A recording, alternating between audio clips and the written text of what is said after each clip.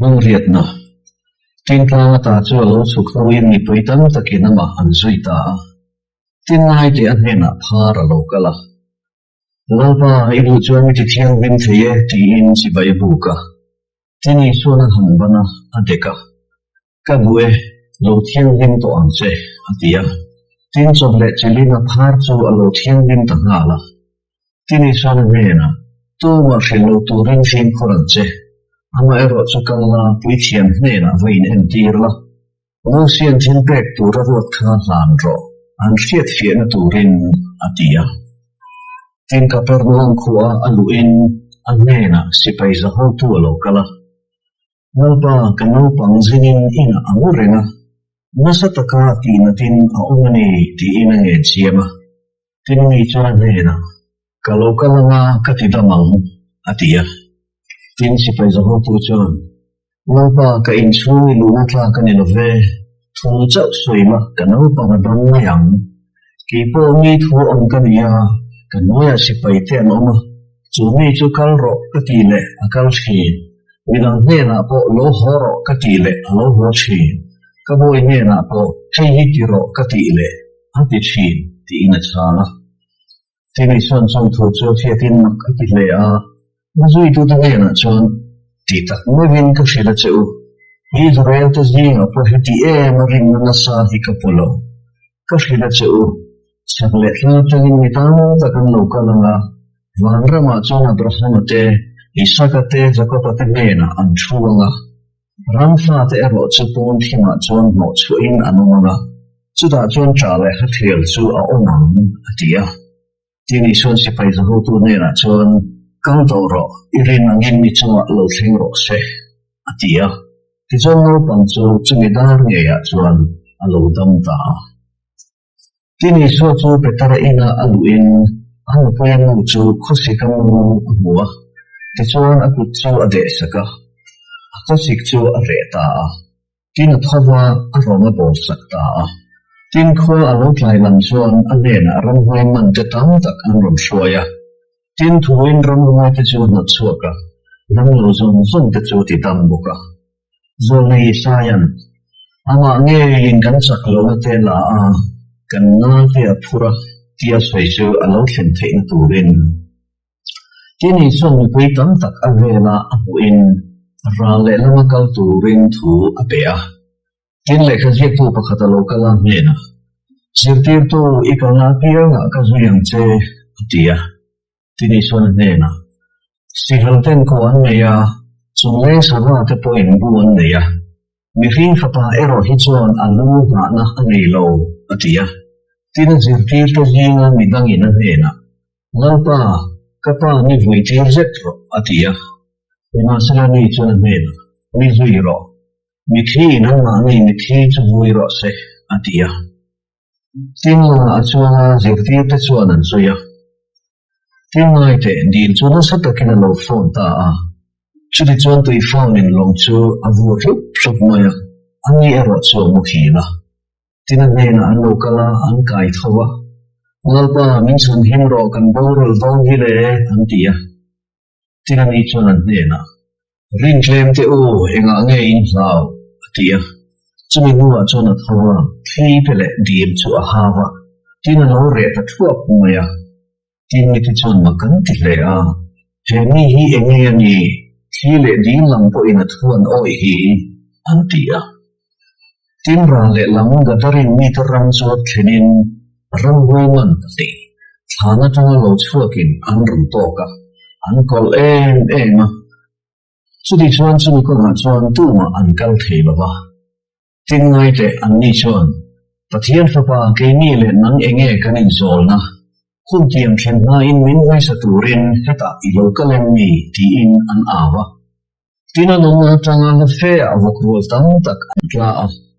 Tin ramhoi te chuan. Min nao chuan vokrual ko chunga te chuan min kal tirang che ti in an nena ang ngena. Tina ni chuan an nena. Kalta che u atia. Ti chuan an lo chuaka vok ko chunga te chuan an valuta. Tin ngai te vokrual zong zong chu khama an tlan su chiama. Dila an tlan luta tuya chuan an borl ta a. tina hul tu te chu an tlana khua a chuan an kala engkim an fil ta a ramhoi man te chu thil lo thleng te pawh chu tin ngai te a khua in isua ngak turin an lo chuaka tinama an lu vele an ramata chuak turin an ngen chiama lungkuana tini suwa su longa a chuanga din chu akana a omna khua chu a thlinga tin ngai te zeng pakhat khumama chungin a hmena an ron zona tini suran ring zia bu in zeng hmena chuan kafa thlangwang takin omro isual tenga idamani to atia tin ngai te lekha ziak tu thing khat te chuan an ril ru in hemi hian pathian a soi thiani hi an tia tini sualan ngai tu te chu lo hria inga nge in thinlunga sualin ngai tu ani isual tenga idamani to ti le thola ke in kal to ro ti hi a enge sui olzok ni ingpo ni sela khovela mi hring pa hian sual ngai dam theina anei ti in hriat nang atia zing hena chuan thola ikhumla la ina kalro atia tina thola a ina a hota a tini puite chuan chu chuan hu inan hlava mi hring te mena chu tiang thunei na petu pathian chu an faka tini suwa chu te tang chuan a kal zela chia choina huna thu mi pakhat a ming mathaya a mua tina ngena miram zui ro atia ti chuan a thawa a zui ta tin hati hiania ina chuan cho akila in ngai te chia khontu te le mi sual te tam tak an lokala ni sual le je tir te chu an kil pui roma tin farisai te chuan chu an hu in zirti te nena chuan enga tinge in zirtir tu in chia khontu te le mi sual te nena a eile an tia ni ma chala i suan chu hret vele mi chap te chuan dak turam ngai lova ni bot som te zo kin an ngai ani chu ti chuan in thoi na du la vin khongai na ka du ti hi a om zia wa zir ro u mi fel tak ta lam tura local kani lova mi sual te zo lam tura local kani asin atia chu mi lai chuan johana zirtir te chuan hena an lokala enga tinge keini le farisai te hian so kan hi lut thina i zirtir te lemin an hei silo an tia tini chuan an hena mo foi tu te hena apasal tur chu a om chung zong mo foi tu te chuan an sun theim ni nima sala apasal tur chu an hnen ta foi bo ni te ala thlenga chumi hune ro chuan cho an la hiam tin tu ma puan hui puan a thlak mar lo themin an bel ngai lo an bel phuina tur chuan puan chu a kai thler zawk anga alum thler na sale zo don sia tu man wain thar savun wain peng huya te an thun ngai hek lo chu de lo chuan savun peng te chu puak ke a wain chu bu a savun peng te po chu a lo chi thin wain thar chu savun wain peng thara te an thun zawk thin ani ti chuan thatakin a ong ve ve thin atia chung thu chu an hena a solai takin ngai te ho tu pakhat a lokala chi bai buka ka fanu tu na takhena thia nima sala lokal la chunga ikut nakna lo nung le mayam atia ti chuan i swa chu thawa an zui ta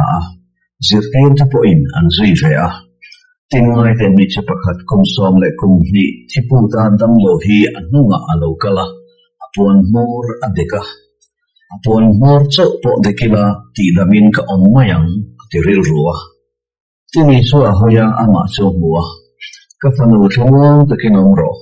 irin na hi idam puyan ye atia ti chuan mei che chu chumitara china chuan alo dam ta tini chu ho tu ina chuan luta heng long tung te le ni pui beng sing mur te ava mu chuan suak ro no pang chu thilo ve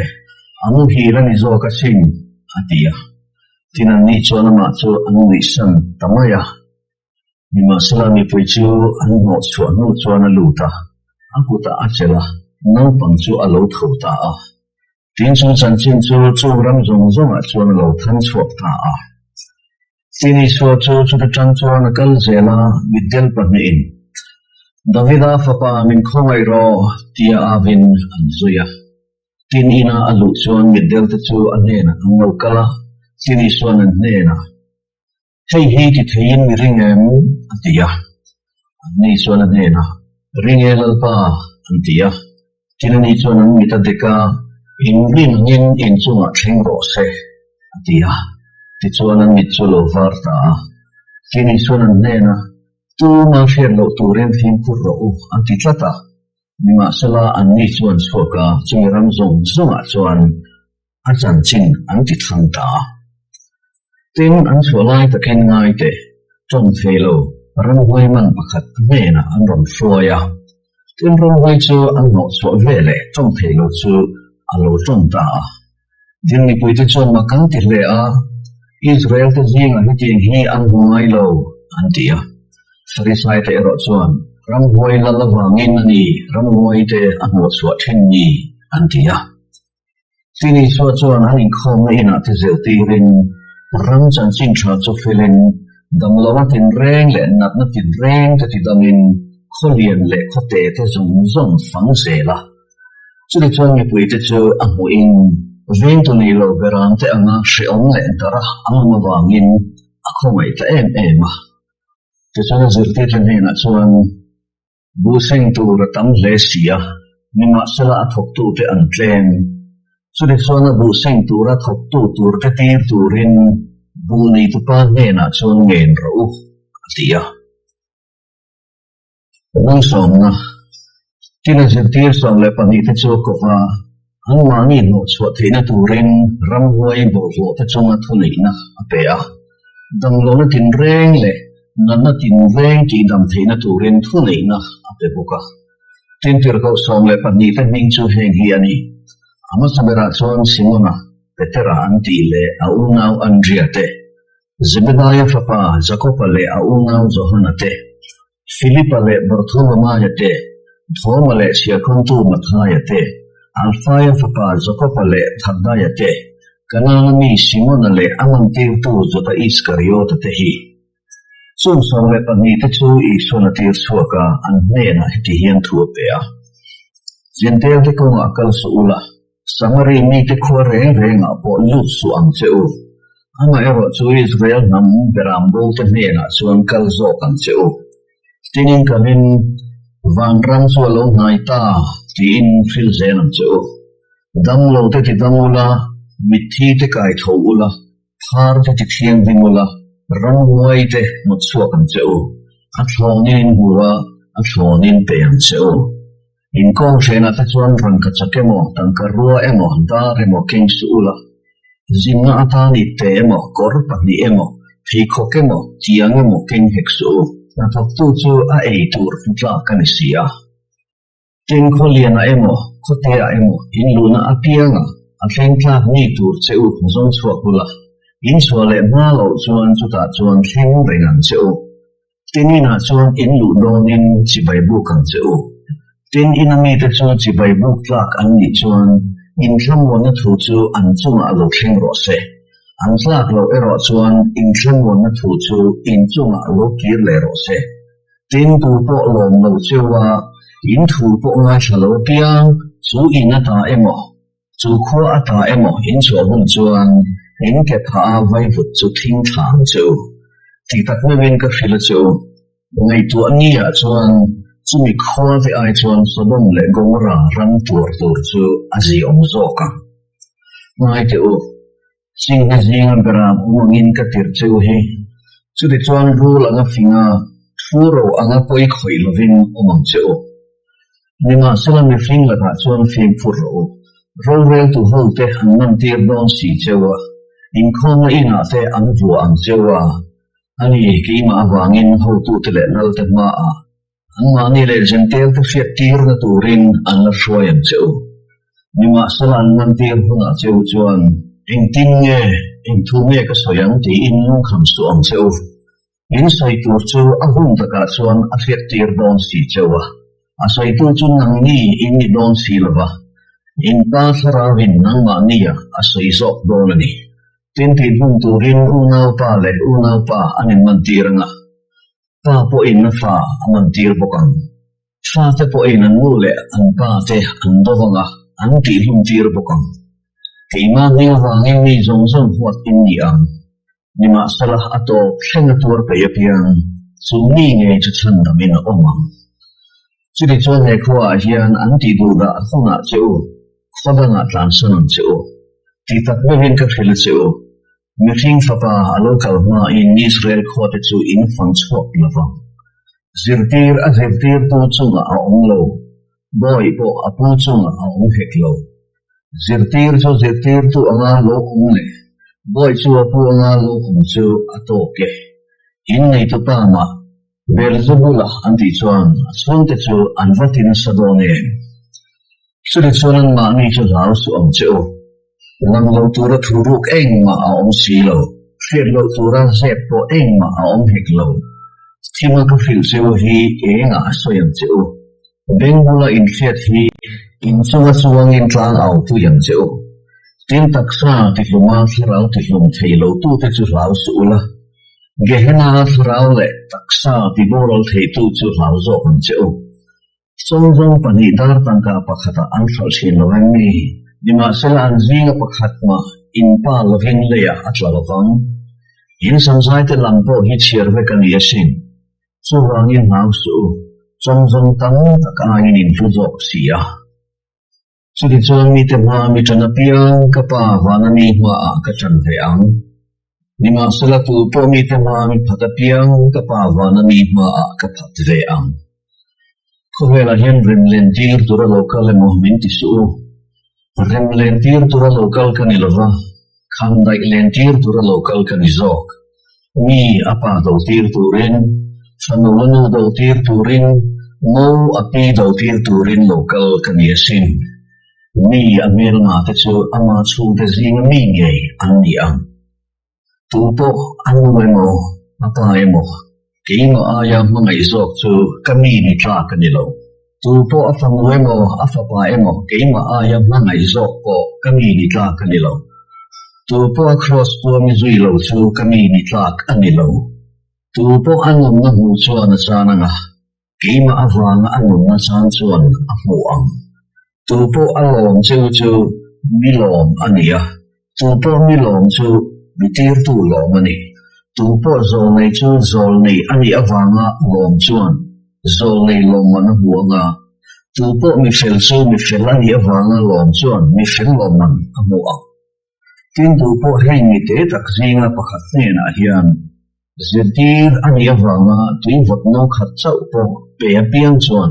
ti tak mo rin ka fel chu an lom man chu an chang tok lovang tia Mungso pakat na. Tinhati hinia isona zirtir soble pani te chu thua pe zo vele. Chu ta chang chuan an kho a te zirtir le thufil turin akalta a. Tin zo hanan Krista thil ti te chu tan ina chuan lo fiatin anena. Local tura chu ini nge bidang kan nga yang ti ina zirtir te apalai tira. Tin isona nena. Kan le ta ulang thil in hule in fiat hi zohan nena la fiu ro middel te an mitalo varta ke bai te ke inan local ta phar te an lo thian lim ta bengung te po an beng lo varta mithi te po kai thoina nom ta pachia te po in chan chin tha fil an dong ta tin tu po ka chungan lung ni lo lo chu anenga thole ti in alo changa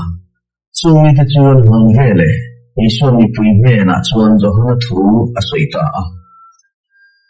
Engem puring nge flera in kalsuak ha. Luang kichem hi no. Angi lo le en tur berin nge in kalsuak ha. Puan nem sin no. Ngai ro puan nem sin te chuan lal ina te asin anom. Angi lo le eng wang berin nge in kalsuak ha. Zol nei en puring no. Angi ngei kha. Kasi ya chu. Zol nei ai po aro pui zok. Ente katir ko ima an katir ni. Ani chun ima a ikong siamang tia ajan sinan zet ka. He mi hi ani. Titak nevin katia chu. Nei chafin hi nga baptistu johana ai aro pui zok an natswak ngailo. Nima salavan rama mi te dek po ani ai chun an aro pui zok siya. Baptistu Johana omachin tum shingin vanram chuan beivak na atok thina a beivak te chuan an tong lak thin zo leite zong zong le dan thu chuan Johana alo om thleng khan an hrilok thin ani inoi du zongin chu Eliza local tura chu ani tu po hriat na tura beng nei chuan hrero se nima sela tu nai chuan te hi engen nge ka te khina nong pang dor kuna te chuwa an thian te awa thenglo kan tum sak chewa inlam silwa kan chap vaka om inin chu silo tia te an hi an ni Johana chu lokala a ina ram hoi zola ni hi an tia mihin papa lokala a ina ente u cho he mi wain he mi sia kan tu te le mi so te thian so an ti sia nima sela fin na chu thil ti atangin an diksia alangani tinan sim lo wangin a thil makti tam number ko te chu a hauta Korazin ni chu pike Betsaida i chu pike nang mangia thil makta ti te kha tura le sidon khuwa ti ni sela sai it wan sina vut zinga thu in an sin to ang nima sela ka ti chu ngai tuani a chuan nang ni tur ai chuan tura le sidon khatur tur chu azia om zo kam tin nang Capernaum van thegin choi mo ini don ni miti kho thengin ni zukal do na sin nang ma thil mak ti te kha sadon khuwa ti ni sela tun thengin ala om rengam nima sela ka ti chu ngai tuani a chuan ni tur ai chuan sadon ram tur chu azia om zo kam tia Similai chuan Iswa na dia o kapa lele vanalpa nangin mi fing le mi bengwar te mena heng thu hi izepa no sente mena I pon wang hian ka fakache ani kapa chutiang ti chu inga ina thani kapa thilen chemical tir to pa lo chuan tu ma in fapa hi an shalo fapa le an nena fapa ina pon du na te chau lo chuan tu man pa chu an thret lo nang ni tho rim le phobit phur zong zong te u kanena local ula ki man ka chau tirang chu kanang kolba tula kanena aziro u thu ro le ril ro in nai tlom tak kani hi ti chuan in tharau tan chol na in buang kanang kol chuan luama ka phur po asang ani atia Bangsa banina. Similai chuan Iswa chu solmia bu muna te akal tlanga. Azir tir te chu an bela trama vui te an siaka an eita. Ten farisai ten chu an muina mena. Ente izir tir ten solmia ti thiang lo chu an ti hi an tia. Ani ro chuan an nena. Davida ril tramaya thiam te nena an til ti kha in siar lo ven ni. Khatia pathianina an lua ama le a thian te ei thian lo pui thiam te chau ei thian chung da chau an ei thu kha ani le cholnia pathian begina pui thiam on te chuan cholni an dor poin an thiam zel ti dan thu a chuan in shir lo vem ni ring poni sela pathian begina ro pui zok heta a om ti ka khira chu nima sela in thoi na du lovin khong ina ka du e ti hi a om zia lo hreto ni u la chu mi thiam te chu thiam lo in jan tir lo tur mi hring fapa hi chaw ni lal anisia atia tin chu da tang chuan kala aning khom na ina avaluta tin ngai te ni pakhat kut zeng alo oma tin an hek theina chaw min ti da ma thiang em ti ini suwa an zota tin ani chuan an nena nang ni zinga tu po in beram pakhat nei ula chu chu cholni a khor khuruma tla an sela tunge chelin kai chhuak lawang che o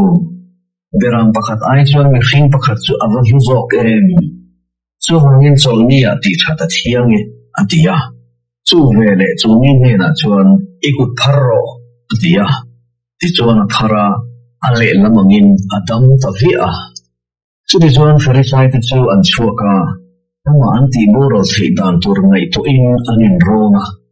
nima sela Isuan chu a hriatin chu ta tang chuan a kalbo ta a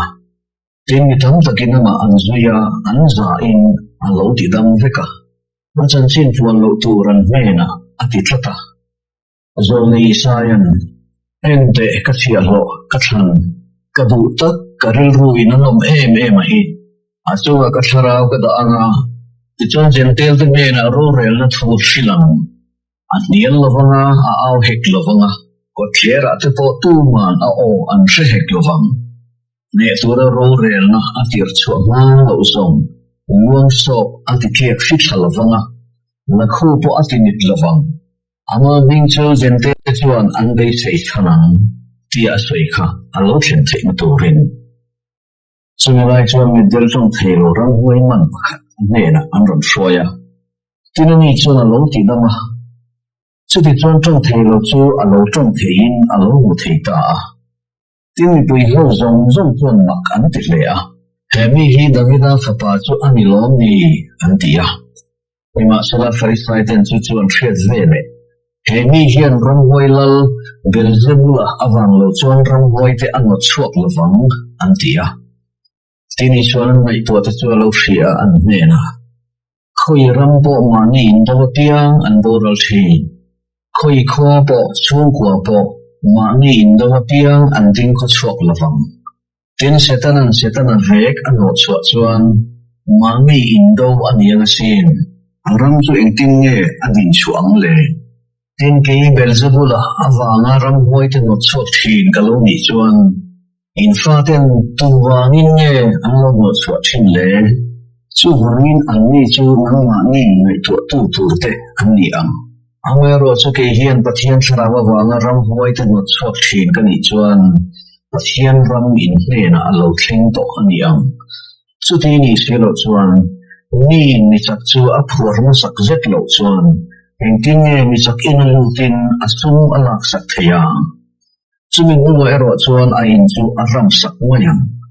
tu bo kalama tang lo chu mi to ni tu bo mi la khom pui lo chuan a ti darani chu hangin ka tia chu ni an suala tin renga le pathian an soi thiat na tin renga chuan ngai dam sak an nianga tharau me soi thiat na ero chu ngai dam sak an lovang ten tu po mi hring fa ba soi sela piang chu an soi sel na chu ngai dam sak ani anga tu po tharau thiang lim me soi sela piang ero chu an soi sel na chu tum dam chhunga po khun lo hring tu ro po ngai dam sak ani lovang thin chu tha ara po tha in ti lo vek le thin chu chia ara po chia ti lo lo ro thin chu ara a thiat si a ru tha teu nang min sual ren chu min ting nge thu tha in soi thaya thin nu khan lian chu ka in soi thina sin mi tha chon ro bom tha ta thil tha te a the chuak thina mi sual chon ro bom chia ata thil chia te a the chuak thin tin ka phila chu ni den thoi lo an soi piang chung thu chu ro rel ni a chon an soi fia ala chulang ni thu chon thiama chan ti rang chia i thu ve chuan thian lo a chan tir bok don che sin atia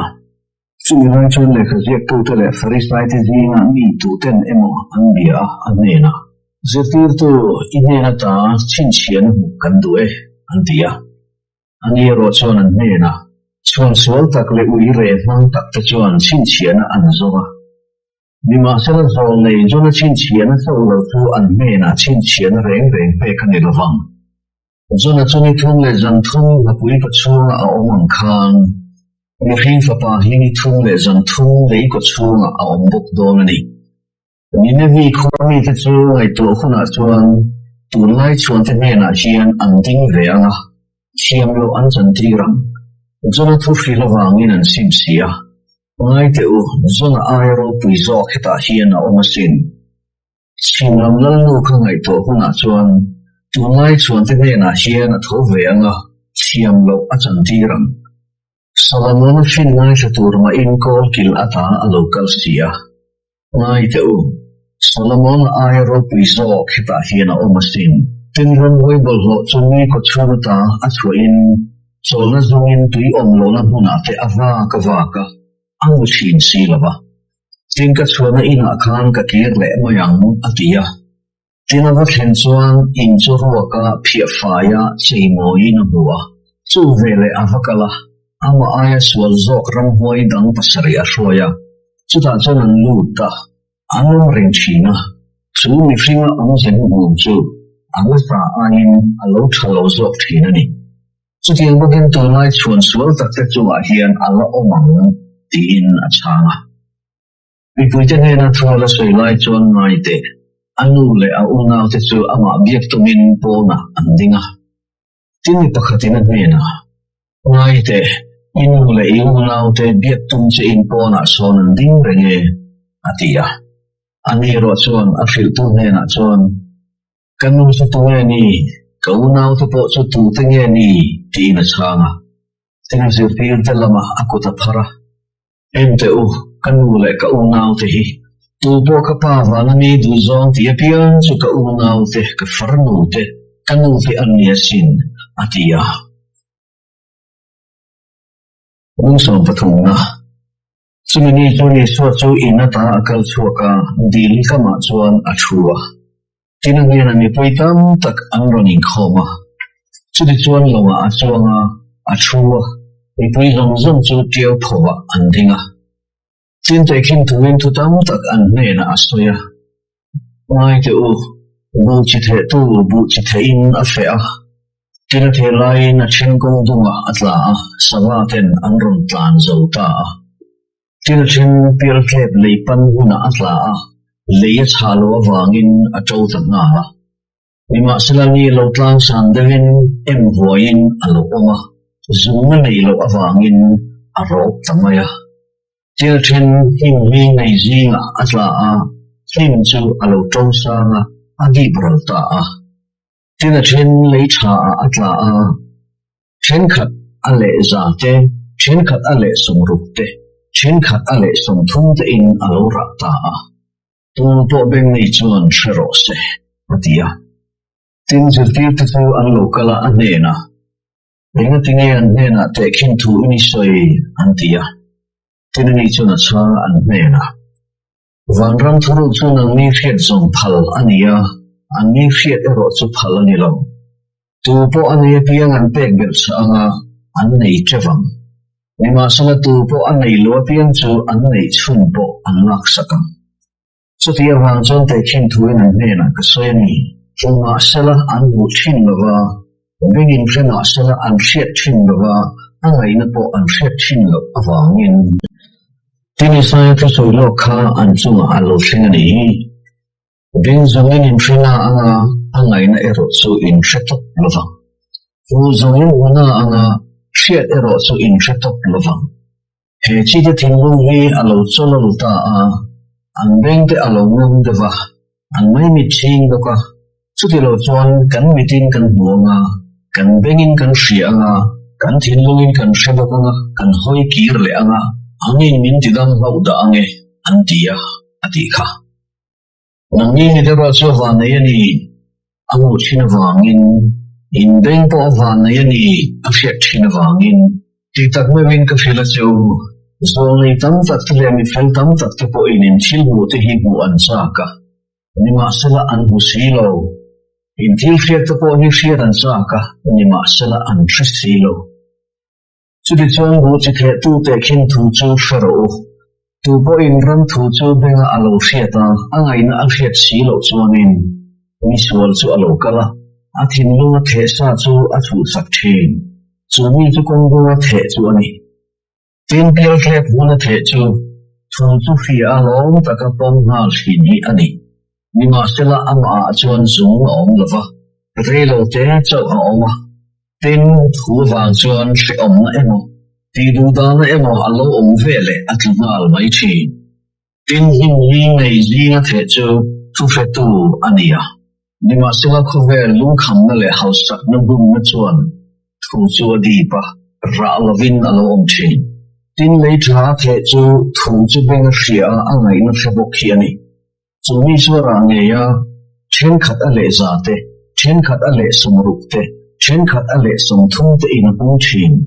atia te kin thu da ne na soile a vanram chu mi alawa chi tha the tu nen chun te khinami nima salami an mu thil lanin amel ma lokala buzinga chon bu le ma thea akal bo le ta tin bu chu lo trawa alo vui chuan bu lem chu alo lang ve ta tin en nei tu boi te chu an lo kala an nei na chuan kapu nilawa chi tha I the lo hem ni bu lem so khoya ta lo ong nge ni le an tia tilani chuan an hne na chu mel ma in alo ti ta ni chu atia tin boi te chuan an hne na ani le chu wala khom mai ila rem ti em an tia ani ro chuan rem ti lo ve bu lem chu in la khom zong in bu chu in pot tel lau da ange bu seng thleng in tro za ro se ten bu seng huna chuan bu a tu te hne na bu lem chu la khom ma sa zet pula hal tu rin tel ro bu ero chu ka bu in a seng lut ro kala ti ange atia tekin thu dang an hne na so le a van ram chu an tam chi phang khat ni na la ka alova the ang chu ania chu chi zong ai na te bera ni ma sala alo tro san huna chuan thlai te ai chuan a lian zo ka thing alo ni thina chu ti chuan chu leng sawa te chuan lo kala azara te chuan an riak thina atia tekin thu dang an hne na soi le a van ram chu doi din nei chi na la ka chung putte kong thung yinga aza a tho vek thenga a phum ang chu ani atia chung zong tu ni son te khin thu in ni pui ten hena asoya te khin thu lo vin an mena engma asoilo zo nei in te khin thu in ka anga leilung pian tira ta thilin thu chu ka soi chua ka tia asoi ka alung thlen theina turin Lai cho ni pui te chu akal sana ina chuan anu ta tina zirtir te chu mena an lo kala lava bu lem te khin thu kha min fil fia ro antia tina ni chu na changa chi thate tu chu mi hring fa pa hi nia lo chu kha vel hi nia chi thla te chu ram fa te an nia bu lem te chu mi sual fa te an nia vel ma a the tu chu diabola ania bu seng chu kha vel top na tur ni bua tu te chu van tir ko te an ni chu ti chuan bu lem te chu an la khoma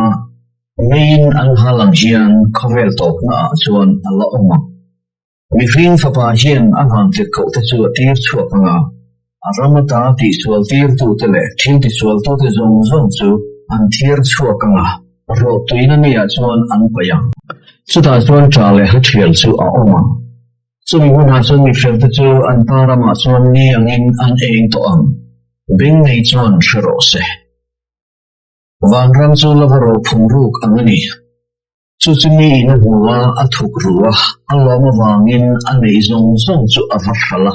chu lo chu aleita ten van ram chu sungdong ni tuikep lung thatak zong tu ang chu ani le a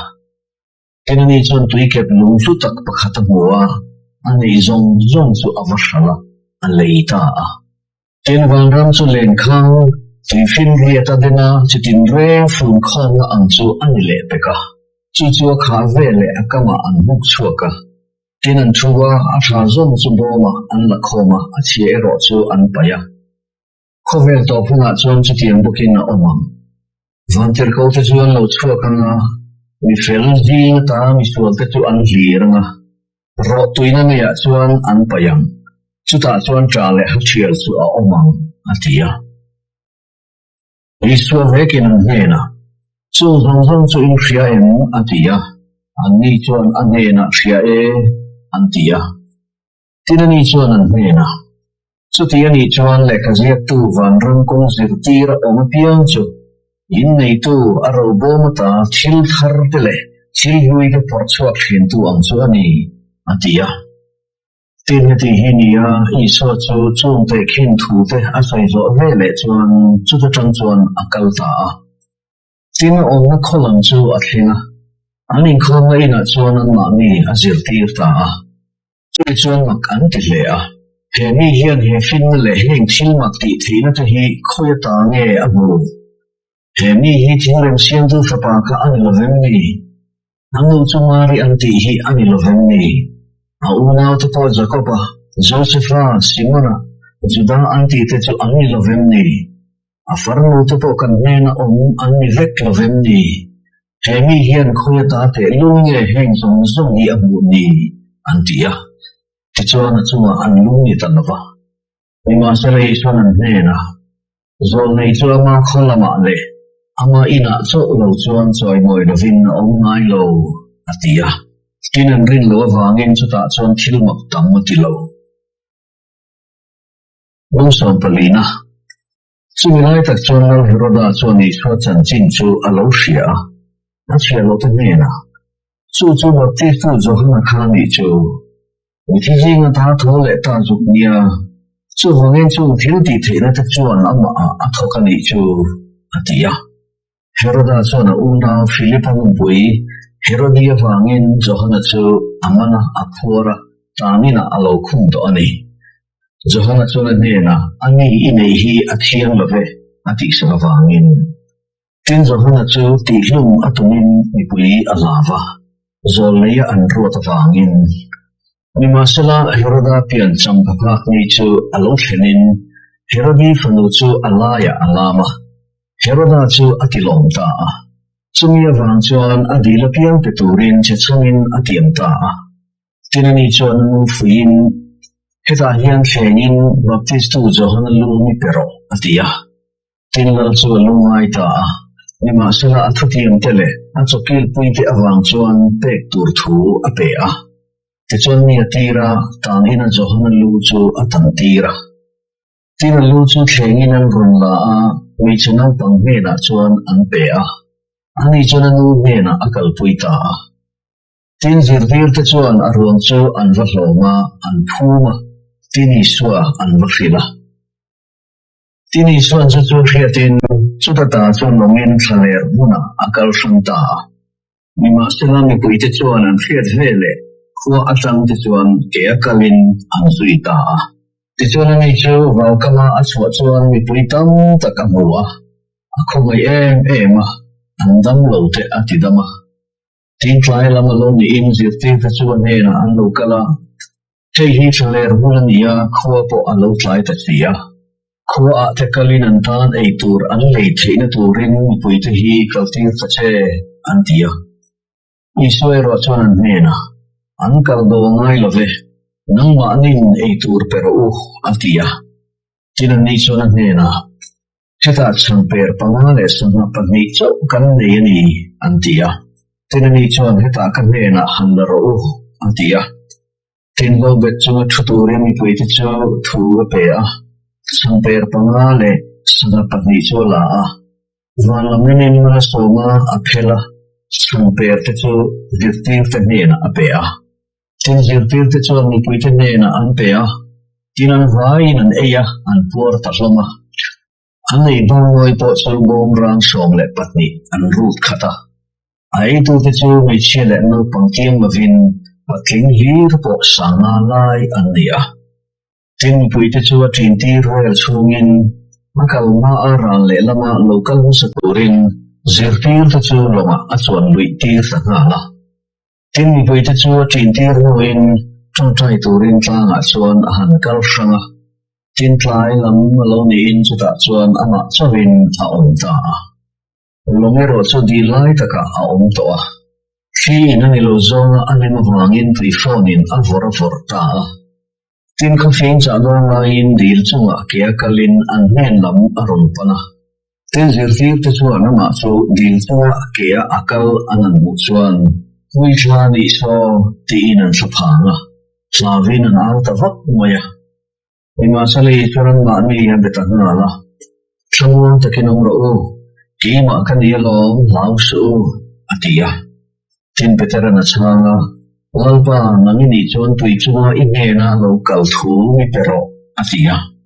tin ni chuan local ta che atia petera chu longa ta chuka isu me lam pamen tui chunga chuan ke in akala Ima sela hitle chu amu in alawa apil don tamaya lalpa min chandam ro tin auta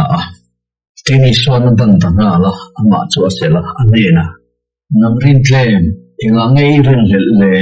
atia tin longa an chuan chuan thli chu apang tamaya tin longa om te chuan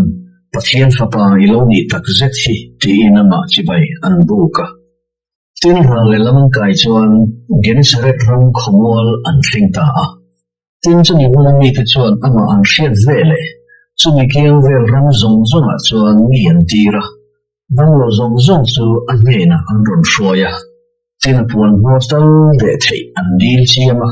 Tina Vigapiang Chu Anlo Dam Tazela.